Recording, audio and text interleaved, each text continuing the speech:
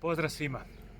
Evo, iskreno mi je jako žao što prošle godine nismo mogli imati normalne susrete, normalne promocije, normalna predavanja, ali se nekako čvrsto nadam da je ta izazovna i teška godina iza nas i da ćemo se vrlo brzo vratiti svim onim uobičajenim aktivnostima, pa tako između ostalog i književnim promocijama.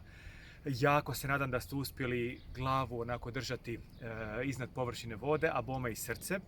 Dakle, da je ova stvarno čudna i teška godina doista iza nas, a ja sam je uspio iskoristiti za pisanje nove knjige. Napisao sam knjigu o zdravlju, odnosno o tome kako ostati i postati zdrav.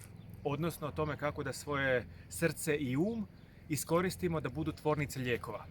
Dakle, što mi kao osobe možemo napraviti da ili sačuvamo zdravlje ili da obnovimo svoje zdravlje. Knjiga je ogromna.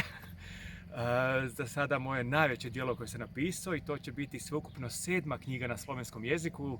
Evo, baš ću je sljedeći tjedan predati Mladinskoj knjizi i znam da će se jako lijepo pobrinuti za nju i jedva čekam da se sljedeće godine vidimo, razgovaramo, grlimo, da se zagrlimo na kraju promocije i da stvarno uživamo u onoj uobičajenoj ljudskosti u kojoj smo uživali prije, ali i u tim ambicioznim idejama. Jedva čekam i bit će mi jako drago da se što prije vidimo.